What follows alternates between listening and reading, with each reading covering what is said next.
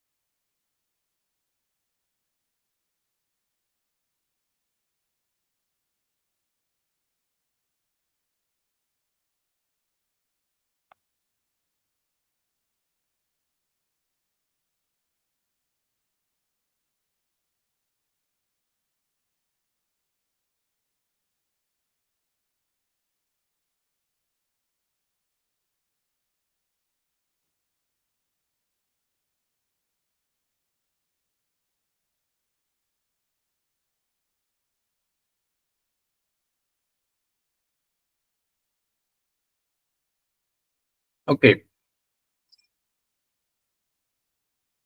bien. Bueno, como dice aquí, vamos a explicar ahora, ¿de acuerdo? La clave correcta vendría a ser el Staphylococcus saprophyticus, ¿de acuerdo? Y todo tiene que ver con lo que se describe aquí en los datos del paciente, ¿no? Sabemos que una disuria nos podría hacer sospechar de muchas cosas, ¿no? Tanto de una ITU como también de una infección, una ETS también, ¿no? Una dificultad para orinar, o también otras enfermedades, incluso como hiperplasia prostática, también podría hacernos sospechar de una disuria, ¿no? Pero en este caso estamos hablando de una universitaria de 20 años, ¿de acuerdo? ¿Ok? Una paciente mujer de 20 años con dificultad para orinar, ¿no? Dolor creciente tras 2 días, ¿no? Ok, presentaba molestias durante la palpación del costado izquierdo, decía, ¿no? Y también presentaba cierto grado de fiebre, ¿no? Bueno, no fiebre como tal, pero unos grados mucho menor a este, que es el estadio anterior a este, que es la febrícula. Y también su orina era turbia, lo que podría hacernos sospechar de una cantidad cierta de bacteriuria, una cantidad de piuria, ¿no? En el estudio microscópico dice eritrocitos, leucocitos abundantes, ¿no? ¿No? Esto es compatible con una ITU común, ¿de acuerdo? Y abundantes bacterias gram positivas, ¿ok? Esa es la importante, es que tener en cuenta que son gram positivas, ¿no? Lo cual podría hacernos descartar, por ejemplo, la que ya es la cándida, ¿no? Porque dicen bacterias, ¿no? Estamos acá viendo un hongo, por lo tanto también se podría descartar de esta forma la cándida albicans, ¿no? ¿Ok? Bueno, dice antecedentes sin ninguna infección previa urinaria, pero lo que importante es recalcar de que mantenía relaciones sexuales, ¿no? Y esto justamente habíamos hablado en la parte inicial, ¿no? De las ITUs, cuando hablábamos de los patógenos más comunes, ¿no? Del sistema urinario. Si bien es cierto, es importante tener en cuenta el factor de riesgo de ser mujer, ¿no? Como les decía, la uretra femenina es mucho más corta que la masculina, y otro factor es que la cercanía que hay entre el sistema digestivo, por lo menos la parte final, que vendría a ser la parte del ano, y la conexión o cierta cercanía que hay con el aparato eh, urinario final, que vendría a ser la uretra, ¿no? Entonces, factor importante es ser mujer, y sobre todo el más resaltante vendría a ser una mujer con un historial, ¿no? De relaciones sexuales mantenidas, ¿no? Entonces, dentro de estos, los que hemos hablado en la anterior clase, el más común vendría a ser el Staphylococcus saprophyticus, ¿no? Acá está. Bueno, son los patógenos más potenciales, ¿no? De los más comunes ya sabemos, mencionamos a dos. Si es que se acuerdan, hablamos de la E. coli uropatógena, que forma parte de los enterobacterias, y también hablamos de la otra enterobacteria que es la Proteus mirabilis, ¿no? Estos son los más comunes. Sin embargo, si es que hablamos de este factor de riesgo, mujer, y de que mantenía relaciones sexuales, pues hay que sospechar mucho de esta gente, ¿no? De un Staphylococcus saprophyticus. Bien, entonces, dice, este S. saprophyticus causa una infección de la vía urinaria o una ITU, ¿no? Principalmente en mujeres jóvenes sexualmente activas, ¿no? ¿Ok? Lo que se veía en la paciente más que nada era una cistitis, ¿no? Un tipo de ITU baja, de hecho, ¿no? Una ITU baja que podría comprometer tanto una infección de la uretra como una infección también de la vejiga, ¿no? ¿Ok? Y también una alta probabilidad de esta misma poder provocar una ITU alta, ¿no? Con una futura pilonefritis aguda.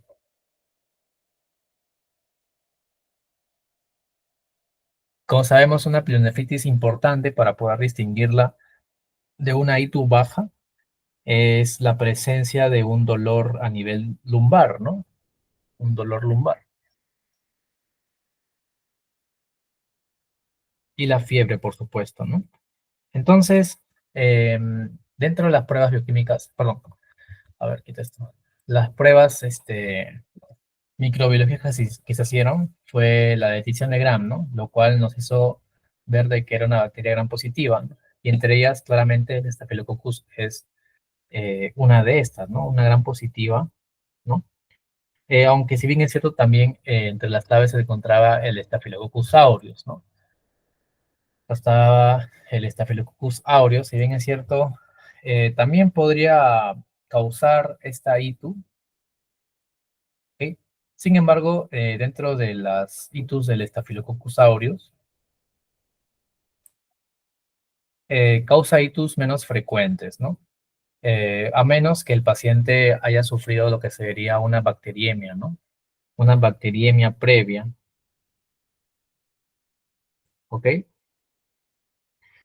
Y bueno, otro factor para poder descartar, por ejemplo, aquí Enterococcus, lo que hemos hablado del Enterococcus, ¿no? También sabemos que también es un gran positivo, ¿no? Este es una forma de coco, ¿no? Un coco gran positivo que causa itus, pero sabemos que tiene que ver mucho con pacientes ciertamente inmunocomprometidos, con una terapia inmunosupresora, ¿ok? Y también, si se acuerdan, ese factor importante que era el de en pacientes que estaban con una sonda, ¿no? Una sonda que entraba a la vejiga, una sonda vesical, ¿no? Y justamente esos aparatos pueden estar ciertamente contaminados.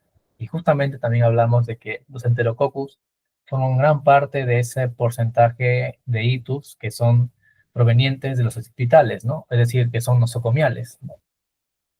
Nosocomiales. Y como vemos aquí, la historia de la paciente no nos detallan acerca de que ha estado previamente en un hospital o que presenta una dificultad urinaria, y por eso que se le han dado una sonda vesical, nada de eso. Además es joven, ¿no?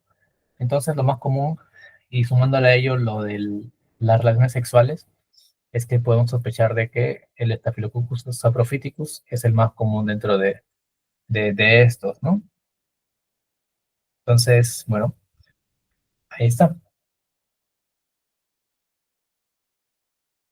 El Enterococcus, perdón, el Enterococcus, el Staphylococcus saprophyticus se ve, como les digo, en el microscopio de esta forma, con una adición gran positiva y con conformación de estafilo, ¿no? Como unas uvas, como se pueden describir.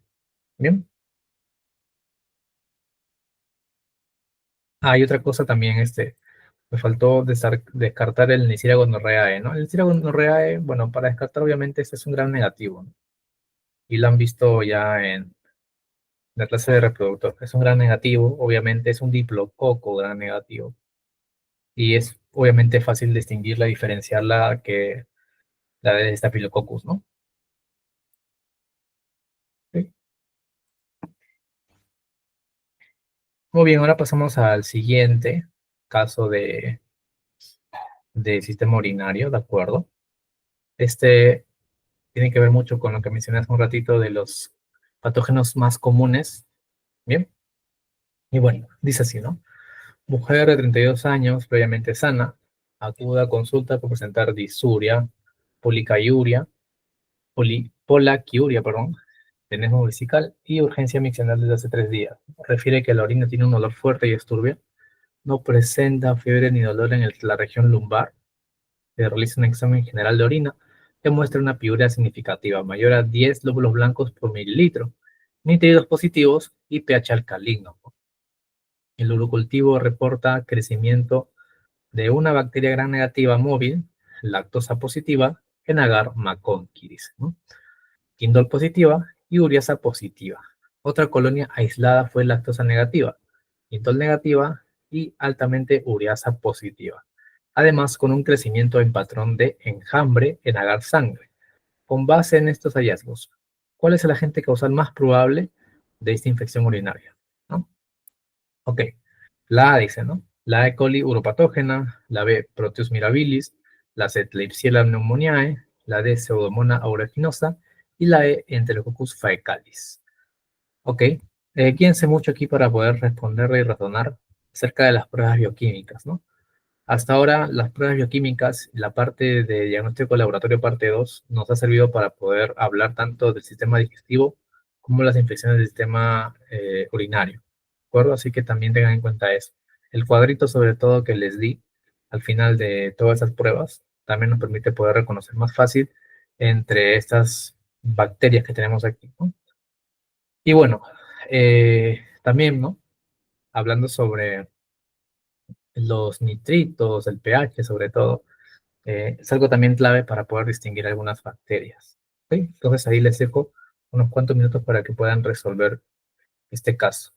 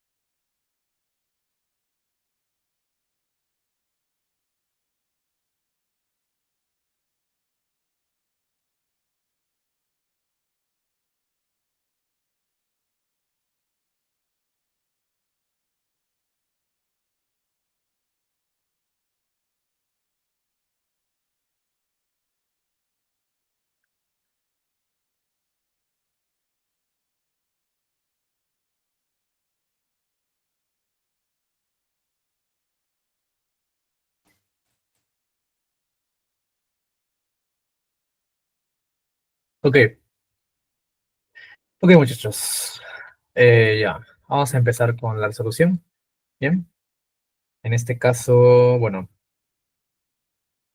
¿qué tenemos por aquí? A ver, regresamos. Ok, mujer de 32 años, previamente sana, pudo consulta por disuria, polaquiuria, tenemos vesical, y urgencia miccional, ¿no? Todo lo que podría sospechar de una ITU, ¿no? Y desde 3 días. ¿Ok? Refiere que la orina es con olor fuerte y es turbia, lo que también nos hace sospechar una ITU, y no presenta fiebre ni dolor en la región lumbar, ¿no? Lo que nos dice que no tiene pielonefritis, ¿no? No pielonefritis, hasta lo que sabemos, ¿no? Se realiza un examen general de orina que muestra piuria significativa, lo que nos hace sospechar de una, una cistitis, ¿no? Una cistitis, una infección del tracto urinario bajo, ¿no? Y finalmente, nitritos positivos. Ok, eso hay que ponerlo aquí, ¿no? Unos nitritos positivos, y un pH alcalino, ¿no? Alcalino. Y el urocultivo reporta crecimiento de una bacteria gram negativa, ok.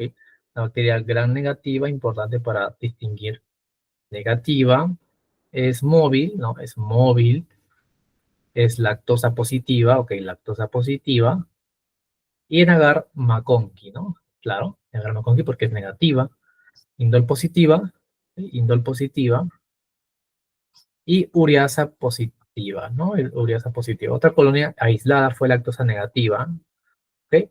Indol negativa y altamente ureasa positiva en otro caso, ¿no? ¿Ok? Ureasa positiva, igualmente, bueno, lo mismo, ¿no? Y con crecimiento en patrón de enjambre. En agar sangre, dice, en agar sangre, hubo un crecimiento en patrón de enjambre, ¿no? Y vendrían a preguntarnos cuál es el agente más causal. Bueno, si lo pudieran atinar, ¿no? Es finalmente Proteus mirabilis, ¿no? Proteus mirabilis, porque claramente vemos aquí la diferencia en cuanto a sus factores bioquímicos, ¿no? El urocultivo dice que es gram negativa, móvil, lactosa positiva en Andar McConkey, indol positiva y urasa positiva. La información importante es reconocer la presencia de urasa en el agente. De esta forma la podemos distinguir del cuadro similar que genera la E. coli patógena, ¿no? ¿Ok? Entonces aquí tenemos la gráfica, ¿no? Que acá nos presentaba, que lo pusimos en la anterior clase, la previa clase de diagnóstico microbiológico, ¿no? Si acá ponemos y estamos atentos a la E. coli acá y el Proteus, ¿no? El Proteus mirabilis en este caso, vemos que en algunos casos puede ser indol negativo, ¿no? Indol negativo, si bien es cierto, a veces puede ser positivo o negativo en la especie. La E. coli es positiva. Acá nos decían que la ureasa era positiva, un factor importante que en urea la E. coli es negativa y el Proteus mirabilis era positivo. El pH alcalino justamente se debe a la presencia de esta ureasa, ¿no? Que degrada la urea en amoníaco. Bien. Y eso, pues, más adelante podría ocasionar lo que vendría a ser unos cálculos, ¿no? Los cálculos de Struvita, finalmente generando una ureolitiasis, ¿no? Una litiasis renal, ¿no? Litiasis renal, cálculos renales, ¿de acuerdo? Y la motilidad también, bueno, en este caso va a ser positiva, ¿bien? En algunos casos, y también el dato de que el agar sangre, el crecimiento se da en forma de enjambre, ¿no? Generalmente en agar, ¿no? Tengamos en cuenta que, uy, casi borro esto, el patrón va a ser más que nada un patrón de enjambre, ¿no? Quiere decir que va a aparecerse como unas superficies desde más chiquitas hasta más grandes, de abajo hacia arriba, ¿no? O de arriba hacia abajo. Bien, así de esta forma se puede distinguir, ¿no? Entonces, si vemos acá los otros agentes, dentro de ello, pues la E. coli patógena no, también la Klebsiella está totalmente descartada, ¿no? Aquí vamos a ver que la Klebsiella, a ver dónde está la Klebsiella. Está la Klebsiella, vamos a poner lápiz, ¿de acuerdo? A ver, está la Klebsiella con el Proteus, por ejemplo, y con los datos que nos dieron. Ok, los datos que nos dieron. Ay, vamos a regresar.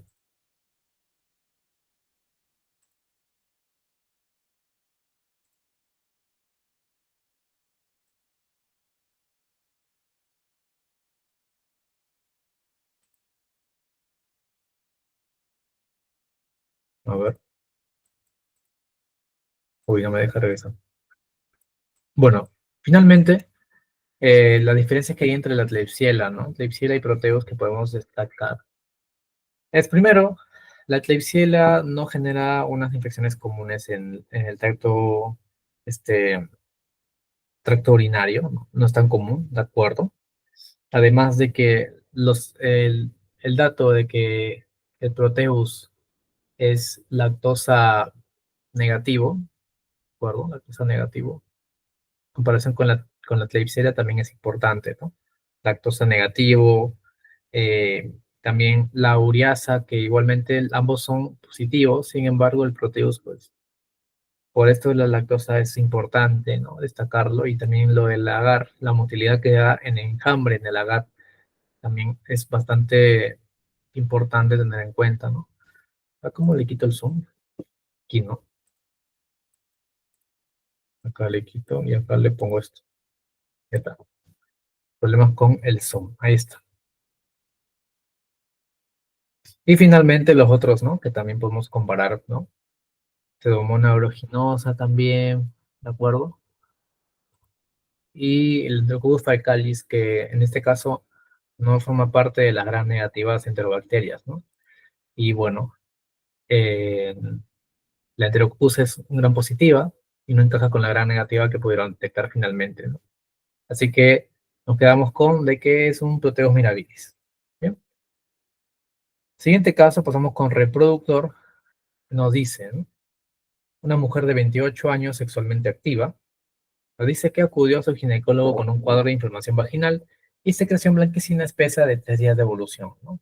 La secreción fue estudiada al microscopio y se cultivó en medios para bacterias y hongos. Tras 2 días se observaron los microorganismos en la figura. En función de estos hallazgos, ¿cuál es el diagnóstico más probable de esta infección?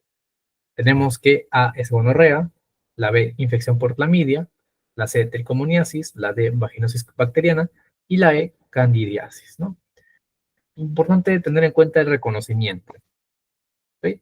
El reconocimiento de estas, bueno, no les voy a hacer spoilers, ¿no? Pero se ven como eh, unas especies unicelulares, ¿no? Solamente diré eso. Y bueno, ya con ello, a ver, para los que están viendo el video, solamente les doy unos 5 minutos.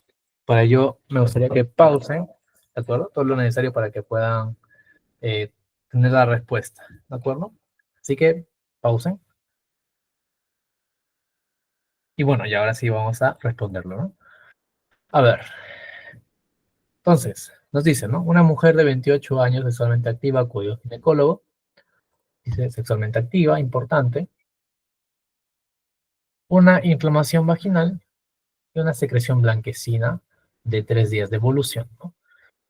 Bueno, se hizo el cultivo y finalmente se vio, bueno, fue un medio, de hecho, no selectivo porque creció tanto bacterias y hongos, ¿no? Pero en este caso, bueno, tras 2 días se observaron finalmente en el microscopio, esto es lo que tenemos en la figura, ¿no? Entonces, estos hallazgos, pues fácilmente nos van a hacer reconocer y diferenciar diferentes microorganismos, ¿no? Porque, bueno, aquí tenemos, de hecho, la clave, ¿no? Que en ese que es candidiasis. Más que nada, como les digo, por la presencia de estas levaduras, ¿no? Unicelulares. Como sabemos, la cándida es un hongo levadudiforme, forma parte de la microbiota normal del tracto genital, digestivo y respiratorio en humanos. Sin embargo, eh, puede ser patógeno, ¿no? En este caso para la región del aparato reproductor femenino. Bien. Entonces, bueno, la Candida albicans se ve de esta forma, ¿no? Es fácil diferenciarla entre las otras que te provee las alternativas, ¿no? Candida albicans se ve como levaduras ovaladas, se ven como unas pseudohifas, ¿de acuerdo? más que nada se da a través de la tinción de hidróxido de potasio, ¿no? Acá se puede ver, lo hemos visto en la parte primera de diagnóstico microbiológico. Si es que quieren regresar a esa clase, pues simplemente ahí está en la diapositiva, ¿no? Ahí lo expliqué. También se hace mediante Gram, ¿no? Tinción de Gram, pero no es tan útil, ¿de acuerdo? Y además de eso, la característica clave, ¿no? La presencia de unas hifas o no siempre, bueno, pueden generar unas pseudohifas, ¿ok? Dependiendo. Es variable de acuerdo a ello. Entonces tenemos a la Neisseria gonorrea que también lo mencionan eh, en las claves, ¿no? La Neisseria gonorreae, como les digo, es un diplococo, ¿no? La mencioné también en la anterior. Es un diplococo, gran negativo, ¿no? Granos de café, se ven como de esta forma. Como unos diplococos, no sé si pueden ver acá dos bolitas juntas, ¿no? Así, dos bolitas, así. Y también lo vieron en su clase con Vanessa, ¿no? En la anterior de reproductor, ¿ok? Estos, recuerden que son intracelulares, o sea, son microbios, son bacterias que se encuentran dentro de células. En este caso, se van a encontrar dentro de neutrófilos, ¿de acuerdo? Y se ven como granos de café. Bueno, yo no los veo como granos de café, la verdad, pero bueno, puede ayudar también para diferenciarlo de manera correcta, ¿ok? En este caso se aplicó la atención gran negativa, ¿no? Por otro lado tenemos a la clamidia, ¿no? La clamidia, que está en esta, ¿de acuerdo? Bueno, no está aquí, perdón, no está aquí. De hecho, la clamidia, como vamos a ver más adelante, la clamidia, esta no va a ser visible en gran, ¿verdad? Más bien va a ser solamente visible en inmunofluorescencia, ¿no? Y en PCR. Por lo tanto, no va a ser aplicable para este caso clínico, ¿no? Y además de que este no crece a sí mismo en medios comunes, ¿no? ¿Ok? Se van a necesitar de PCR y de inmunofluorescencia. ¿Ok? Entonces, requiere tanto de pruebas moleculares, ¿no? Y también de ediciones especiales para poder observarlas, ¿no? Porque aunque tú busques Chlamydia trachomatis en Google, bueno, sí te aparecen algunos cortes histológicos, ¿no? Bueno, o mejor dicho, una microscopía de este agente, pero tienen que ser unas pruebas o unas tinciones especiales para poder observarlo, ¿no? No va a ser de forma común, rutinaria, ¿no? Como en el caso de la Candida albicans, ¿no? Por otro lado, tenemos a la Trichomonas vaginalis, ¿no? La trichomonas, como vieron en la clase de reproductor 2, este es un protozoario móvil con flagelos. Bien, como se puede ver aquí, es un protozoario así, con su colita y todas estas cosas que vamos a detallar más en la clase 1, en el curso, en una unidad aparte, ¿no? De parásitos, ¿no? Okay. Son protozoarios móviles con flagelos, ¿de acuerdo? Con un movimiento rápido, ¿no? De una vibración, ¿ok? Además de que la tinción va a ser fresca, ¿no? En algunas soluciones salinas va a poder verse así de manera sencilla, y la característica clave es de que es movimiento de tipo vibratorio, ¿no? Bueno, bastante fácil poder distinguir un protozoario de esta forma como de una levadura, ¿no? ¿Ok? Bastante sencillo de poder diferenciarlo, así que no hay forma, no cabe forma de que en este caso sea la trichomona vaginalis la respuesta correcta, ¿no? ¿Ok? Además no se ven nada de flagelos en este caso. Luego tenemos a la Gardnerella vaginalis, que es la causante de la vaginosis bacteriana. ¿Ok? En este caso se ve como bacilos, ¿no? Unos bastones. ¿Sabes qué? Son bacilos, ¿no? De esta forma, como bastoncitos. ¿De acuerdo? Y la tensión puede ser gram de tipo variable. ¿Ok? Y bueno, más que nada se da por eso, ¿no? Además de que las características claves de esta Gardnerella va a ser la forma de clue cells, ¿no? Células clave, como se dice. Células epiteliales con bordes, ¿no? Con bacterias adheridas a estas, ¿ok?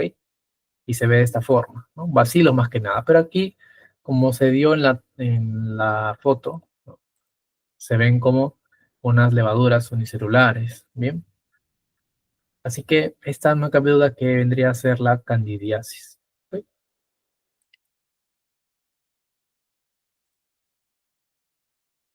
Tenemos la segunda pregunta, y no está así, ¿no? Dice, hombre de 55 años acude a consulta por presentar dolor en las piernas, dificultad para caminar y pérdida progresiva de la coordinación desde hace varios meses, ¿no? Además, refiere a episodios de alteración del estado mental, cambios de personalidad y dificultad para recordar eventos recientes. En la exploración física se observa pupilas de Argyll-Robertson, es decir, que son reactivas a la acomodación pero no a la luz, reflejos osteoluminosos disminuidos en miembros inferiores y taxia sensorial, además de que el paciente menciona que tuvo úlceras genitales indoloras hace más de 15 años, pero nunca recibió tratamiento. Se realiza un estudio del LSR, ¿no? El líquido cefalorraquídeo, que muestra pleisitosis linfocítica, proteínas elevadas y una VDRL positiva, ¿no? Además, las pruebas serológicas en sangre muestran una FTA-ABS positivo, una TPPA positiva, mientras que la prueba de RPR es negativa. ¿De acuerdo? No dicen ahora. Identificar lo que vendría a ser el agente, ¿no? ¿Cuál vendría a ser? Bueno, tenemos a la A, Neisseria meningitis, B, herpes simple tipo 1, la Borrelia burgdorferi, a la Mycobacterium tuberculosis y al treponema pálido. ¿Ok? Entonces, este caso tiene que ver con el sistema reproductor, claramente no parece mucho porque nos toca mucho neuro, si bien es cierto, sí, pero la clave está en poder reconocer las partes finales, ¿no? De este enunciado porque nos brindan pruebas importantes, fundamentales para poder reconocer a un agente en específico. En la parte final, de hecho, de métodos diagnósticos de la primera clase de reproductor se brindó los métodos diagnósticos para poder identificar qué patógeno es. ¿De acuerdo? Entonces ahí le ponen pausa y ya ahí lo continúo. Bien,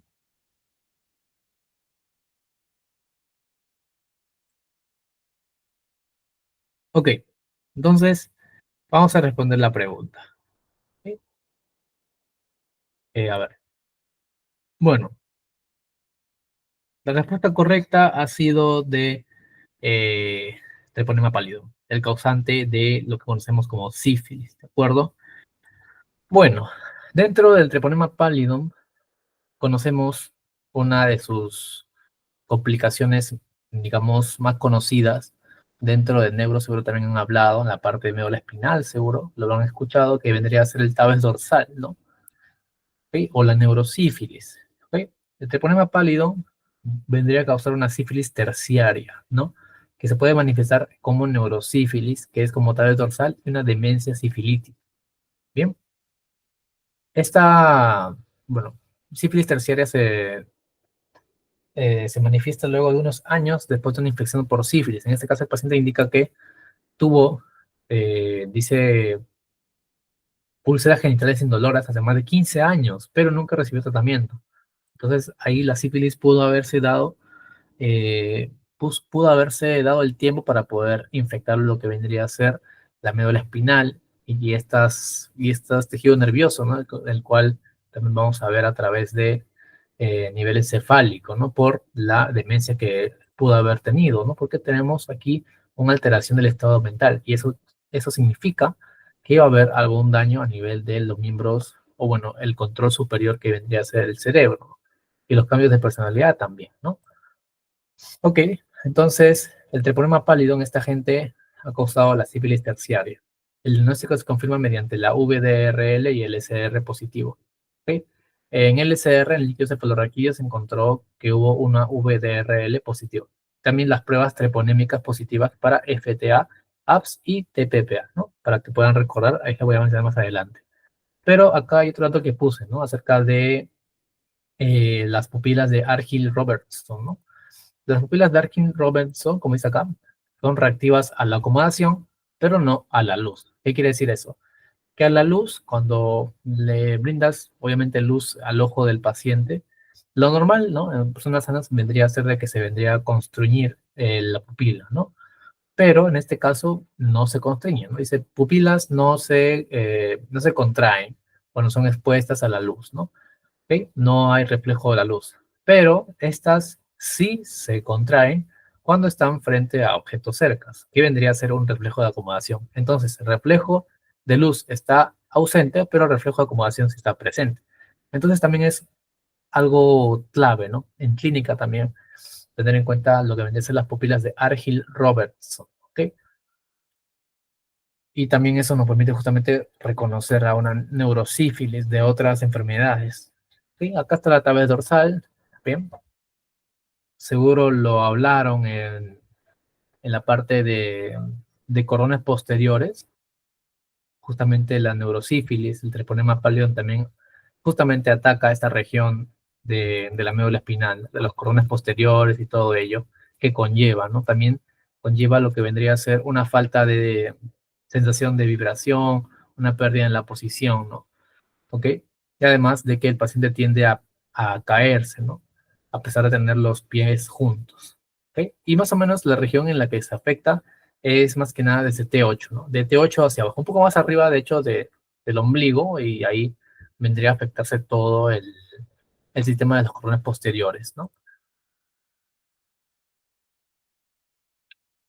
Ok, entonces, treponema pálido, ¿no? Teníamos dos cosas cuando hablábamos de treponema pálido en la clase que brindó Vanessa. Hablaban de unas pruebas serológicas, ¿no? ¿Ok? Las pruebas serológicas detectan tanto anticuerpos, ¿no? Anticuerpos e importantes, ¿no? Por ejemplo, aquí distinguimos dos, ¿no? Unas pruebas no treponémicas y unas pruebas treponémicas, ¿ok? Las pruebas no treponémicas, recuerden que se encarga de una detección de anticuerpos contra lípidos celulares, ¿ok? Por ejemplo, para explicarle más a detalle, las pruebas no treponémicas, ¿no? PNT, ¿no? Lo puedo poner así, son aquellas que se encargan de poder reconocer anticuerpos IgM y las IgG que se dirigen contra lo que vendría a ser lípidos. En este caso se llama cardiolipina, ¿sí? Y este cardiolipina es un lípido que va a ser liberado de las células dañadas por el treponema pálido. Aunque si bien es cierto, como dice acá, la desventaja puede dar como unos falsos positivos. ¿Ok? No siempre dan positivos para en caso de sífilis, ¿ok? Ya que también pueden relacionarse con otras enfermedades, ¿de acuerdo? Entonces, la VDRL, que vendría a ser Venereal Disease Research Laboratory, ¿no? Puede dar tanto positivo, que podrían indicar infecciones activas de sífilis, o como valores negativos, ¿no?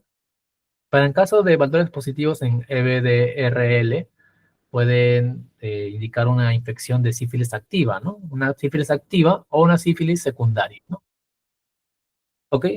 Y una RPR, que vendría a ser Rapid Plasma Reaging, ¿de acuerdo? También puede dar lo mismo, ¿no? Llevar valores positivos, una sífilis activa o una sífilis secundaria, y títulos bajos pueden dar como una sífilis latente, ¿no? En la que se encuentra dormida, o sífilis negativas. Bien. En el paciente, en este caso, bueno, nos dieron de que la VDRL, ¿ok?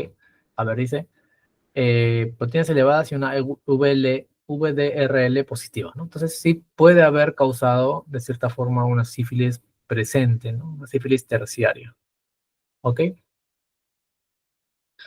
Y bueno, y RPR negativa, ¿no? Ok, el RPR negativa también, como les digo, RPR negativa puede indicar una terciaria una sífilis terciaria, perdón. RPR negativa puede formar o puede indicar una sífilis terciaria. Bien,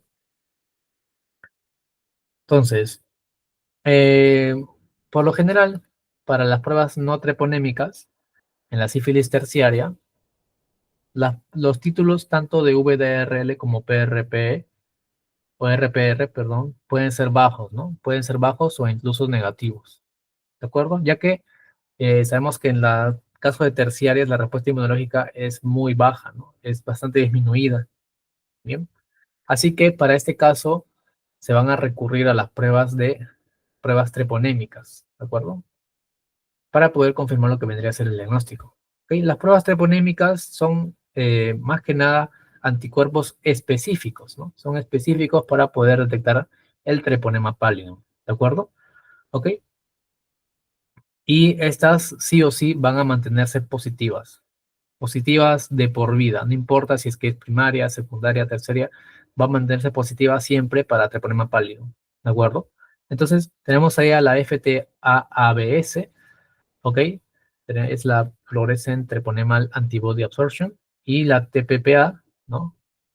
Que parece tiempo de tromoplatina, pero no es. Es el Treponema Pallidum Particle Agglutination. Y tenemos otras que es la EIA, pero igual, no se menciona. Entonces, estas pruebas van a estar positivas porque siempre, para cualquier fase de la sífilis, ya sea fase primaria, secundaria, terciaria, siempre va a estar, eh, digamos, positiva, ¿no? Dice confirmación de sífilis tras prueba no treponémica positiva, ¿ok? Siempre se prueba esta después de la prueba no treponémica ausente, ¿no? O digamos negativa, ¿de acuerdo? Bueno, en este caso, nuestro paciente nos salió todo positivo, ¿no? Nos indicó que nos confirmó, de hecho, el diagnóstico cuando las pruebas no treponémicas vemos que eran negativas, tanto para RPR, por ejemplo, ¿no? Entonces, esto nos permite finalmente detectar a la sífilis y poder distinguirlas de otras que podrían generar algunos síntomas generales o síntomas similares a una neurosífilis, ¿no? ¿Ok? Entonces, bueno, es importante también tener en cuenta que tanto la VDRL es importante poder medirla en lo que vendría a ser el líquido cefalorraquídeo, ¿no? Que es mucho más específico en este caso. Bien, entonces, bueno, si bien es cierto, acá les puse en las claves algunos señores, ¿no? Agentes que son más que nada, bueno, aquí no, algunos agentes que son más que nada del tema de nervioso. Sí, también hablaremos más adelante de estos mismos, ¿no? Por ejemplo, de la Mycobacterium tuberculosis. Esta misma también genera, eh, digamos, algún tipo de meningitis, ¿no? Una tuberculosis meningia, TBC meningia, ¿de acuerdo? Pero esta no se asocia con una pupila de Argyll-Robertson positiva, ¿no? Ni tampoco con una tabes dorsal que ya conocemos, ¿no? Que es la coordinación, la pérdida para caminar y todo eso. Bien. La Borrelia burgdorferi como dato, bueno, esta genera la enfermedad de Lyme, ¿no? La enfermedad de Lyme es una neuroborreliosis, ¿ok? Una neuroborreliosis, ¿no? Y genera más que nada toda esta clínica similar. Sin embargo, en esta prueba claramente salió para sífilis, ¿no? Así que se descartó totalmente. Herpes simple tipo 1 puede causar una encefalitis, si bien es cierto, ¿ok? Pero las pruebas son más distintas para poder identificarla, ¿de acuerdo? Acá, como estamos hablando de un agente viral, el ADN va a estar disperso en lo que vendría a ser el SR. En este caso no se pudo identificar, así que no es herpes simple tipo 1. Y la Neisseria meningitidis puede generar una meningitis, lo vamos a ver más adelante en nervioso, ¿no? Pero esta lamentablemente no genera una evolución crónica, ¿no? No tiene evolución crónica. Porque aquí pasó como unos 15 años, ¿no? Y aquí, bueno, la meningitis no suele progresar como en este caso. ¿Bien?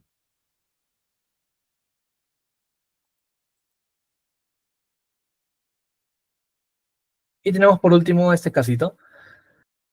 Tenemos a un varón de 24 años, residente en Kenia, acudió a su médico de atención primaria por una tumefacción inguinal que había crecido tanto que se había perforado y de la que drenaba un líquido turbio. Tras una anamnesis detallada, el médico descubrió que el varón sexualmente activo había presentado inicialmente una pequeña ampolla indolora que se había ulcerado y había cicatrizado con rapidez. Aproximadamente una semana después, los ganglios linfáticos de drenaje de dicha zona habían aumentado de tamaño. El área donde se encontraban las adenopatías aumentó de tamaño y era dolorosa la palpación. Fueron dichas adenopatías las que se perforaron y de las que drenaba el material purulento. El paciente se notaba febril y presentaba cefalea y mialgias. El médico estableció un diagnóstico en función de la presentación clínica y del cultivo del material purulento. ¿Cuál de los siguientes microorganismos es el responsable más probable de la infección de este varón? Tenemos primero a la clamidia trachomatis, al virus de herpes simple, a la Klebsiella granulomatis, a la Neisseria gonorrhoeae y al treponema pálido. ¿Ok? Bueno,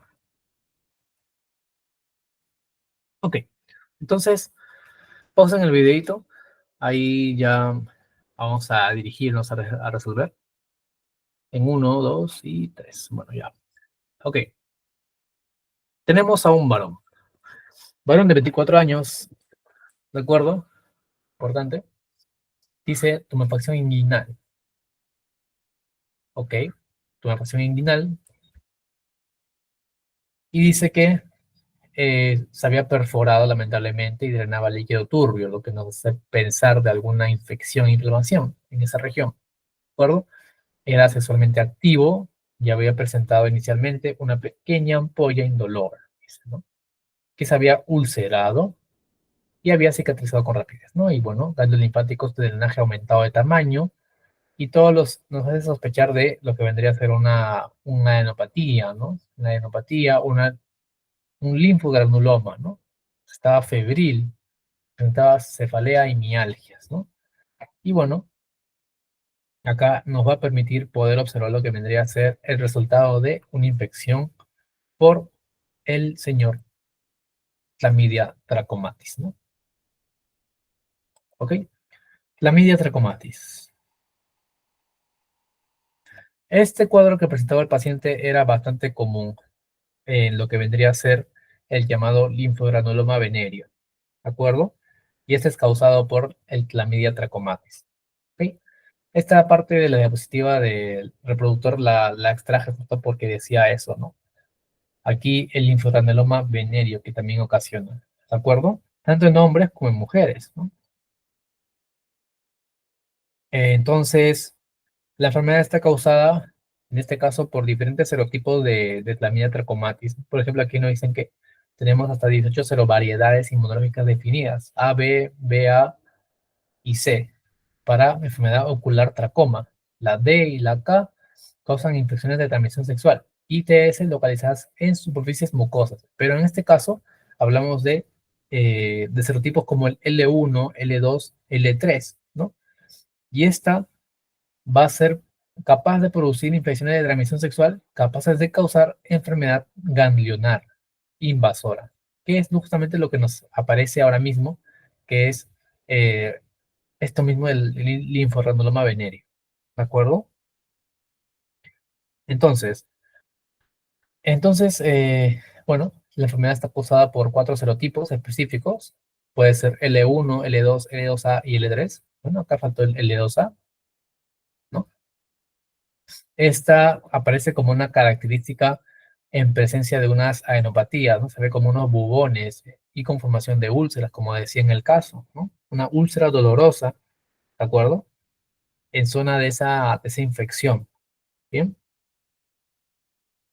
Entonces, aparece como una lesión primaria, ¿no? De 1 a 3 semanas de haber estado expuesto o expuesta y puede presentarse como una pápula, una úlcera y pústula, tanto en el pene como en los labios vaginales, ¿no? Acá dice. Bueno, no dice el tiempo, ¿de acuerdo?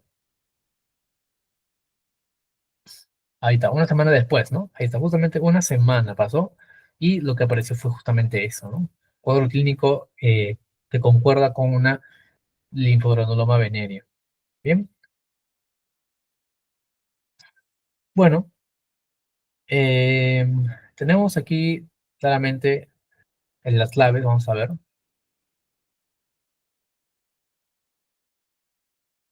Ok,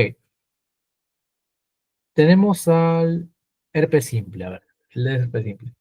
El herpes simple puede producir, si bien es cierto, una úlcera dolorosa, pero no puede producir lo que vendría a ser adenopatías, ¿ok? No produce adenopatías, como se ve aquí en el paciente. Es importante. El herpes simple no puede generar unas adenopatías. Es muy difícil que pueda causarlas. ¿De acuerdo? Tenemos al Klebsiella granulomatis, por ejemplo. Vamos a ponerlo acá para que haya más espacio. El Klebsiella granulomatis.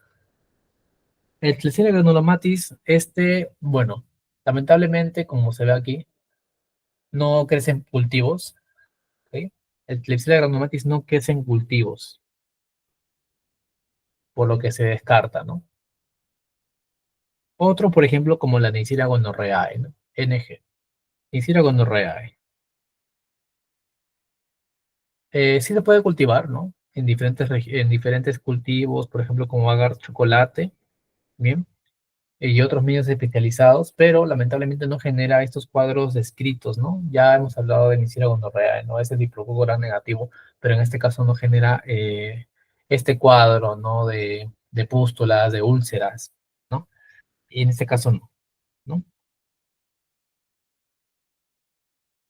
No produce dicho cuadro, ¿no? Y finalmente tenemos al treponema pálido, ¿no? Al treponema pálido, bueno, ya hablamos de este, ¿no? Genera la sífilis, sí, genera una úlcera, ¿no? Genera una úlcera, pero en este tipo una úlcera indolora, ¿no?